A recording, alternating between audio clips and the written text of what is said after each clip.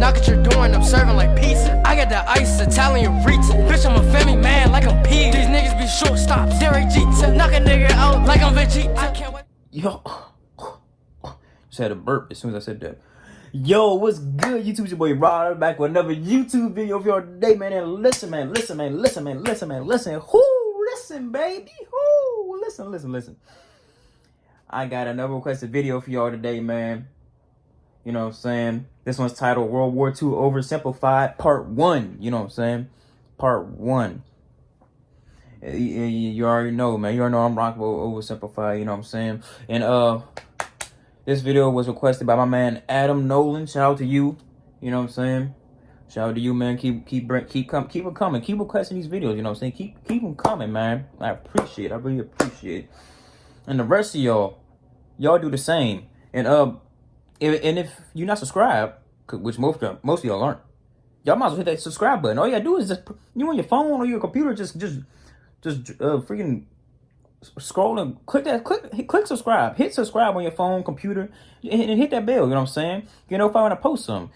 And follow me on Snapchat and Instagram. My IG Snapchat and intro and outro.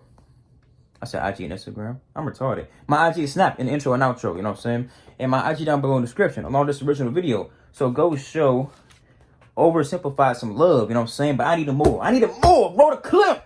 I need it. Yeah, man. I'm trying. Shoot, they have 4 million subscribers. She must be nice. I'm trying to get there. You know what I'm saying? Help me get there. Show this channel with everybody you know, everybody you don't know. You know what I'm saying? Post it on your social media. You know what I'm saying? And my boy Rod Too Tough, he doing it. You know what I'm saying? But hey, look. Hey, man. I need the support. I need all the support I can get. You know what I'm saying? But hey, without further ado, let's get into this video. Shall we? Put it in the basket. Let's get it. This video was made possible by Skillshare. Churchill was a man with many talents. He was an artist, a butterfly enthusiast, and he had an unpublished manuscript about aliens. Is this even real? Clearly, he was a man with an insatiable thirst for knowledge. Maybe he could have loaded up his computer and logged onto Skillshare, an online learning community with more than 19,000 classes in design, business, technology, and more. Paid promotion. Considering a site but didn't know where to start. On Skillshare, he would find courses in fashion design and garment construction. Or if you wanted to learn app design, garment construction, photography, or just how to make a really good quesadilla, he would have found courses for all of these and more on Skillshare. Skillshare gives you access to high-quality classes taught by genuine experts working in their field.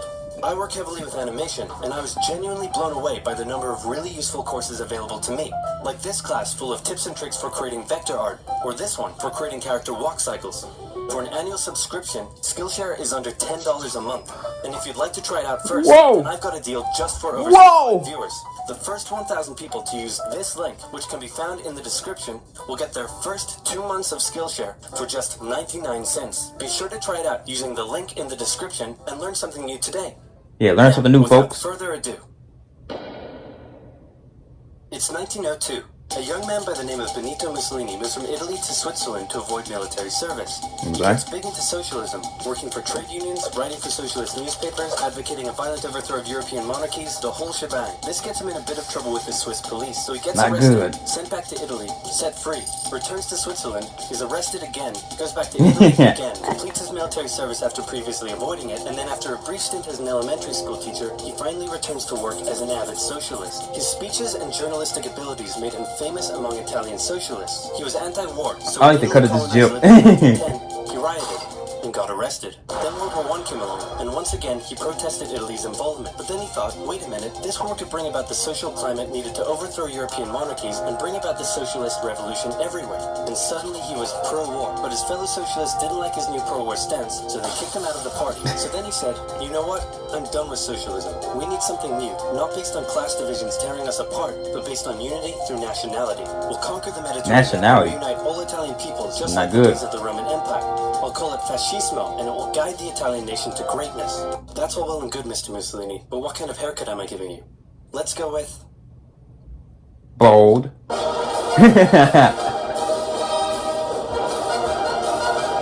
He looks better bald, you know what I'm saying? In my opinion, he looks better bald. With hair, with hair, kind of threw me off.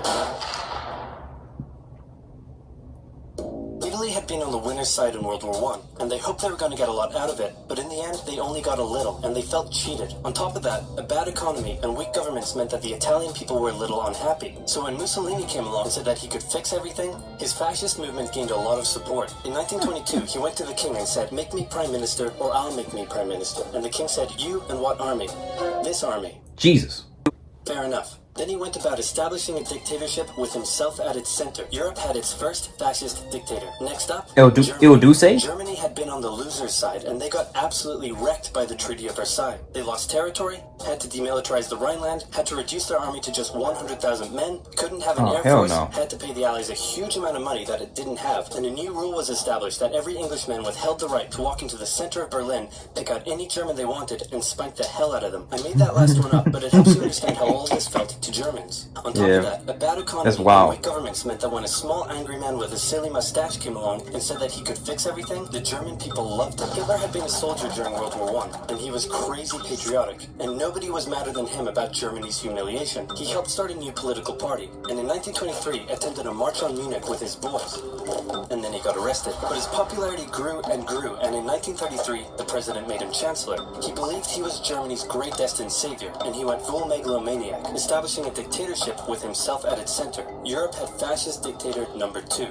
Hitler and Mussolini had a lot of the same ideas, but more importantly, they had the same enemies, and they started to get along. Anyone else want to be friends? Franco? No? You good? Yeah, forget them. Who's that? It's Japan, and they've taken over northern China. Let's rewind a bit. Japan had isolated itself from the rest of the world for over 200 years until the Americans showed up and said, "You're going to trade with us and you're going to like it." Then the Western powers imposed a bunch of unequal treaties, meaning Japan's economy was bust. They also had no natural resources, so they decided to go get some. They went to war with China to gain a sphere of influence over Korea, and they took a bunch of China's stuff. But then the West said, "Hey, cut that out." And since Japan couldn't take on the West, they said, "Okay, I guess we'll just go home." Wait a minute, what are you doing? Taking advantage of a weakened China and setting up spheres of influence. But I was the one who weakened them. Exactly. We know. And you guys didn't let me have anything. We know. That seems unfair. We don't think so. Okay, see ya. So Japan thought, screw this, and went to war with Russia, and stunned everyone by actually winning. Then they fully annexed Korea, but they didn't stop there. In World War I, they took Germany's colonies and islands in Asia. And then in an incident that was maybe staged by the Japanese army, most likely, they blew up a Japanese train in Manchuria, giving them an excuse to launch an invasion and take over. So here's the situation. Nazi Germany, Fascist Italy, and Japan all believe they're racially superior, all feel hostility towards the Allies, and all want to militarize and take over more stuff. And so they did. Let's start with Germany. Hitler hated the Treaty of Versailles, and now he was ready to begin undoing it. In complete violation of the treaty, the first Luftwaffe squadrons were set up, conscription was introduced. Because how are they going to police their military, you know what I'm saying? How are other countries going to police their military? Hitler sent his army back into the demilitarized Rhineland, giving orders to immediately retreat if the Allies showed up. The Allies did nothing. With his military re-strengthened, he could now move on to Does the army take over the world? Profit. Increase What the hell? Population, and to do so, he needed Lebensraum, or in other words, he would have to take over the world. But for now, a good portion of Europe would do, and he began eyeing up his neighbors. The Allies finally started to get worried, so they implemented a fairly useless diplomatic strategy called appeasement, and it went a little something like this. Hitler would say, "I want that thing," and the Allies would say, "You can't have that thing." "Okay, you can have that thing, but no more." "I want that thing." And repeat. In 1938, Hitler's they just let him take whatever he wanted. And just took it, with no resistance. Boom. This is Germany now. Next, he demanded to be given the Sudetenland, an area of Czechoslovakia with many ethnic Germans. The Allies held a meeting with Hitler in Munich and said, "Look, we're going to give you what..." Hang on. This meeting is about my territory. Shouldn't I come to the meeting too? Psych. Anyway, we're going to give you what you want. Really? Yeah. Just like that? Yep. What's the catch? Just sign this piece of paper promising you won't invade the rest of Czechoslovakia. Okay. Then Chamberlain returned home victorious. And then he invaded the rest of Czechoslovakia. The crisis to be averted and the continuation of world peace, and we built a statue of Chamberlain in his honor, and every day on the 30th of September we celebrate Chamberlain Day. Hitler's invading the rest of Czechoslovakia.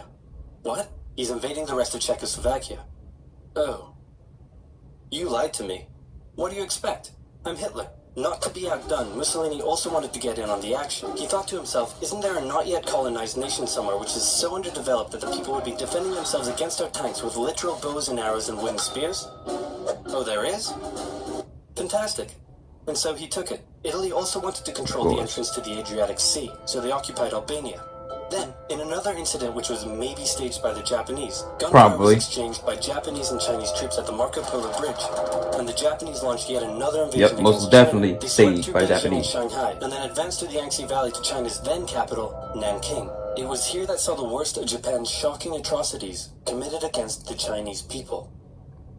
Back in Europe, Yeah, it Germany was pretty and Hitler bad. made their relationship status official by signing the Pact of Steel. Then, Hitler turned his eyes towards Poland and the hated Polish corridor splitting Germany in two. At this point, the Allies really had to put their foot down, and they warned him that an invasion of Poland would mean war. Hitler had planned to continue his advance eastward, but he didn't want to end up fighting a war on two fronts. So for now, he made an alliance with Stalin, saying, "How about we both invade Poland and split it between the two of us, and I definitely won't not refrain from not betraying you sometime in the future."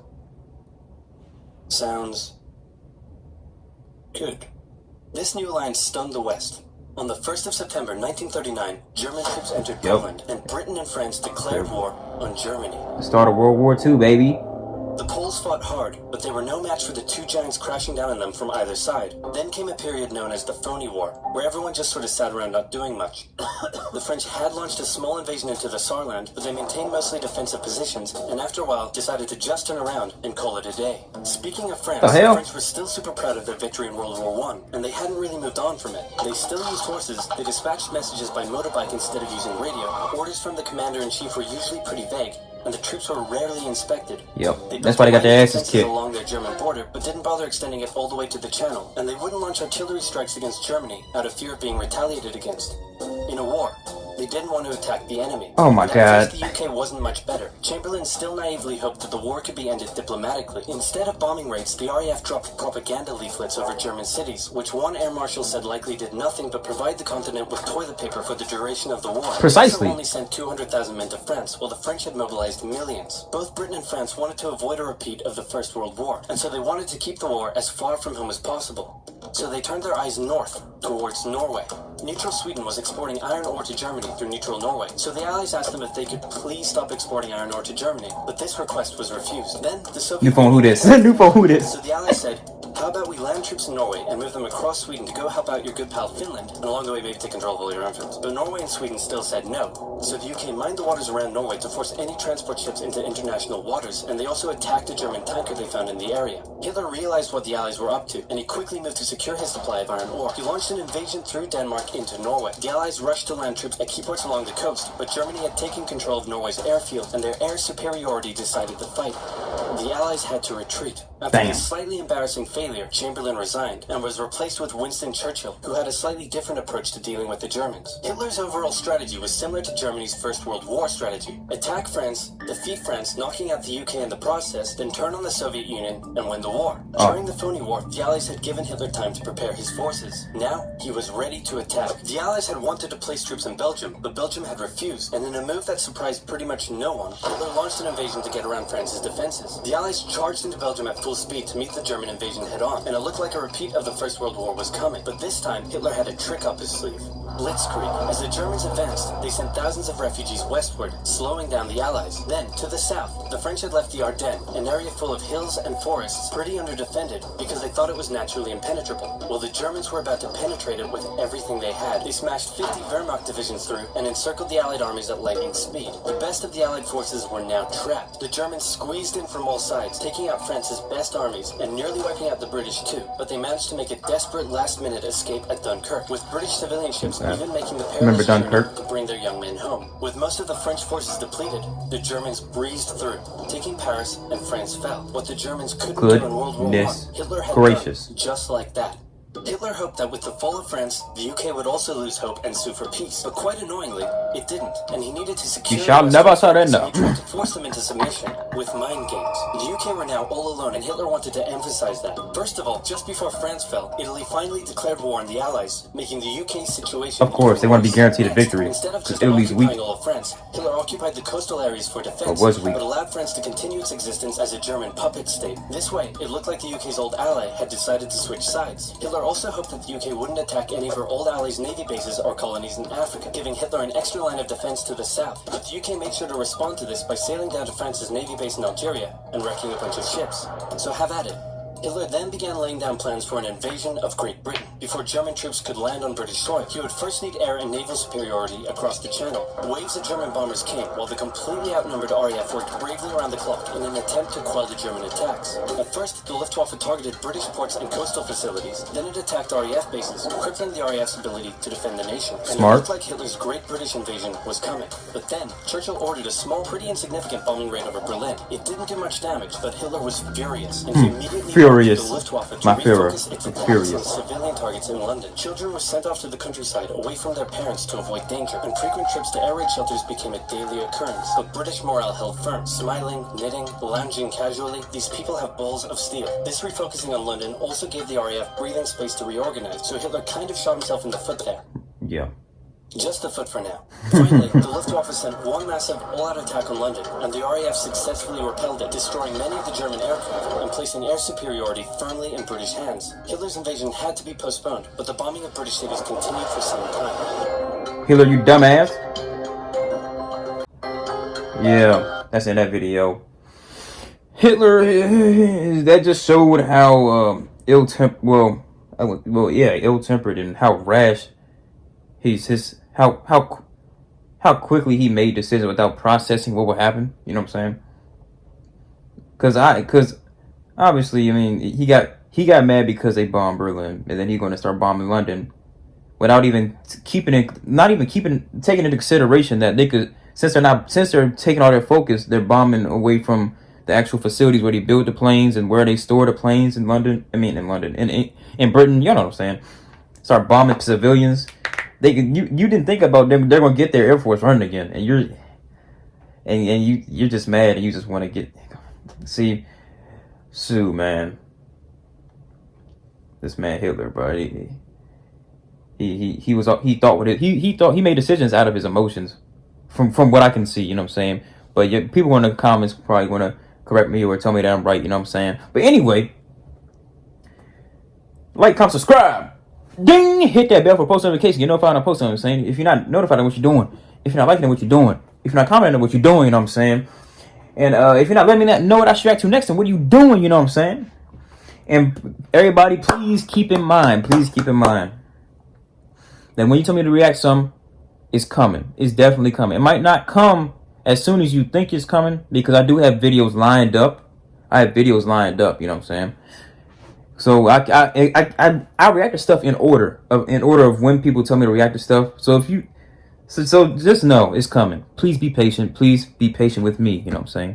Because the videos that you told me to react to are coming. They are coming. Rest assured, they are coming. Believe me when I tell you that. So yeah, man. With all that being said, follow my IG, Snapchat, and intro and outro. Follow my IG down below in the description along this original video, and go show OverSimplified some love. And I need it more. I'm trying to get to 4 million just like them. And yeah, man, I am